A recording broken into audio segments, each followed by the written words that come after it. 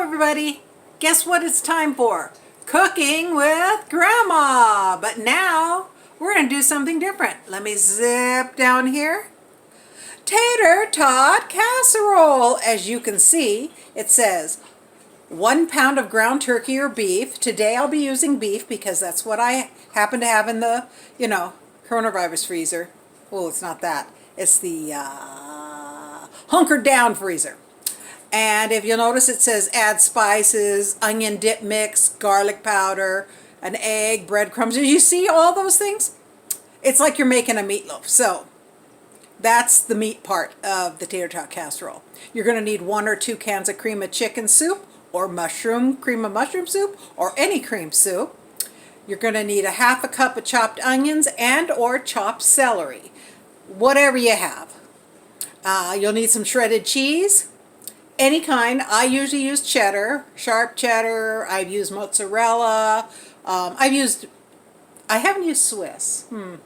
And you'll need tater tots or shredded cooked potatoes. You can get hash brown potatoes that are frozen. Just look for the coupon. I happen to have a tater tot or Ida kind of coupon, and it made them cheaper than the store brand. So that's what I got. So I will let you get all your stuff together, and then I will start the next video. You're going to need onions. See, there's my chopped onions. My spices that I put together are paprika, cayenne, garlic powder. Have 2 different kind of cream soups. One's Aldi brand, one's Walmart brand.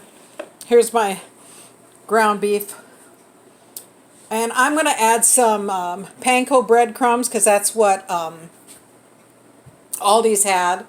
And they also have this onion soup dip mix. It's really cheap. There's 2 packages inside, and I put it in my ground beef because it has a lot of good spices in it. Okay, back later. Okay, I'm back. I hope you can see me in this picture. Not sure. Now, don't forget to turn your oven on. I'm thinking whatever you would do a meatloaf at. So I'm thinking maybe 350, 375, whatever you do your meatloaf at, okay? Now let's get started with this. I'm not sure. Okay, here's my scissors. First, put your ground meat in a bowl because you're going to mix everything into the ground meat to make it yummy for your tummy.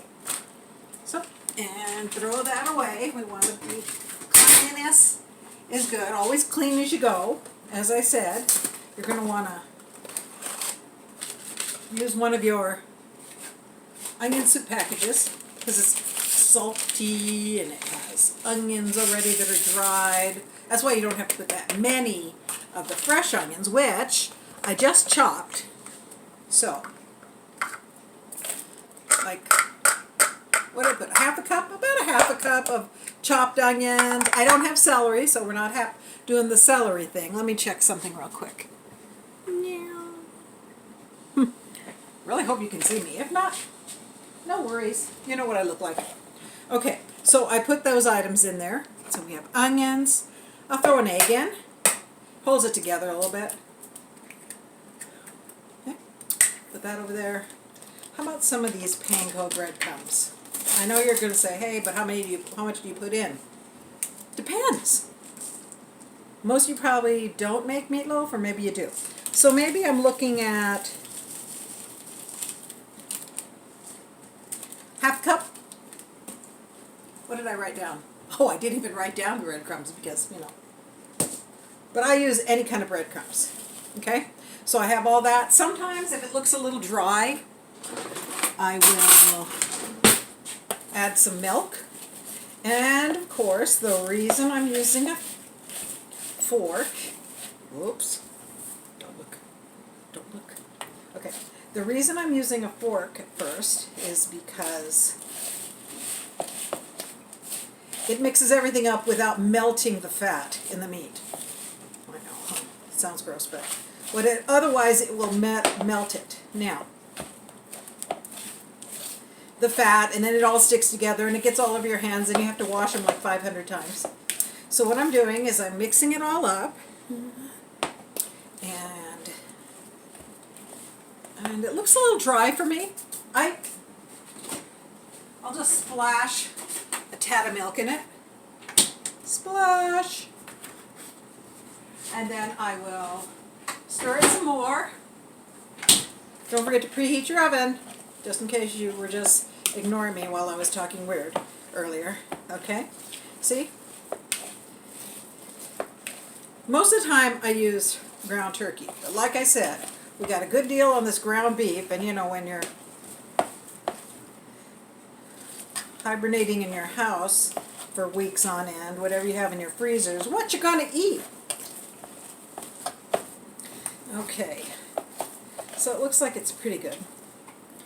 But, and I'm going to use this square pan, I think, because if I have extra, I'm going to add a little cayenne. That's more of Papa and I kind of thing. Maybe I'll add a little garlic, because we like garlic. All this is to taste. What you saw doesn't take long, right? Okay, if there's too much meat, if the pan you've chosen or the pan you have is kind of small, this is kind of small, okay? Okay, get in there, get this stuff. It'll look about like meatloaf. People add lots of different things to your meatloaf, so if you want to look it up, you can. Okay, now I'm going to take a quick check to make sure this is still running. Looking good. Okay, if you have extra, I didn't tell you that. You can, if it's, oh wait, let's start with saying, if you use turkey, sometimes you have to put a little mantequilla or shortening or something in there so it doesn't stick. But this is ground beef, and you know how ground beef is. It's got fat, usually. Hey, I'm not buying that expensive old ground meat with no fat, just so I have to add fat to it, so it won't stick to the pan. Now, if you have too much ground beef, because I only like, or I should say Papa and I, only like about an inch of meat, because we're trying to equal it out with the tater tots and everything else that's going to, we don't want it too thick. We don't want a big piece of meat at the bottom. It's kind of like having a too big juicy hamburger, and you just can't get your mouth around it. Well, I'm patting this down, and it looks like I'm ending up with, I'm going to say enough meat here to make 2 patties out of. So, I'll get to that in a minute. I'm going to set it aside for now. But I'm going to make 2 little patties, like, you know, for hamburgers. Let's save that for later. Probably have it tomorrow or the next day. I'm going to wash my hands because I've already played in it. And I'll hurry as fast as I can. Hope everybody's having a good day. Okay, give you a chance to mix your stuff up. Put it in the pan. Ugh. Wash your hands, wash your hands, wash your hands, wash your hands, da da da da da da da. Wash your hands, da da da da. Okay, got that all done. Take my rag, because I like to clean as I go, and I will clean this up a little bit. Okay? Don't like a big mess, so I have a little mess there. Okay, now I have the meat in there into a level I'm comfortable with. And I'm going to take, I'll take this cream of chicken. It doesn't matter. We're not going to dilute it. You open it. I do like these new cans like this. You get a big spoon. Okay? And you're going to plop the sludge on here. Ooh, doo, doo, doo, doo. Oh, everybody really is having a good week while we're hunkered down. Now, this creates the sauce. Okay? Use all of it you can. But like I said, sometimes I use 2 cans if I have it a little thinner and a bigger pan, or because it cooks up so nice and bubbly, right? Okay? Okay. And Papa likes lots of sauce with his. So I'm going to use 2 cans. I know it seems like a lot of sauce, but, you know, I swear Papa wants gravy with everything. So 2 cans. They're cheap enough at Aldi's. They're pretty cheap. But 1 will do. 1 is the original recipe. So, oh, 1's a little different color. That's all right. So the more sauce, the better, because when you heat it up, it'll taste better. Now, woo! Just do that as fast as you can, because I know I'm on borrowed time talking to everybody. Now, we already had the onions inside, so we don't need to put more onions, but Papa and I like onions, okay? If you don't like as many onions, don't do this step. I like to add a little extra onion because, again, this is also where you'll add the celery, right in this spot. Don't have celery, so I'm just going to give it, yeah, that's my chopped onions for the week. I think I need to buy some more. Another quick rinse of the hands. And of course, you're not wasting paper towels because you have a hand towel, right? And let me see what this looks like. Okay, yeah, okay, see? Okay, now we're going to put cheese on top. I think Papa's coming downstairs right now. It's after 5. Yeah, Papa's coming down. Maybe he'll stop and feed the fish. Okay, I'll set that aside. We also like a lot of cheese. As I said, when you heat it up later, the cheesier the better, the soupier the better. Because it has potatoes, you don't have to make biscuits, but if you wanted to, you could make biscuits. Buy the cheap ones. Okay, because what's going to happen is next is we're going to put the tater tots on top of this. And I'm also going to sprinkle a little, that's a lot of cheese.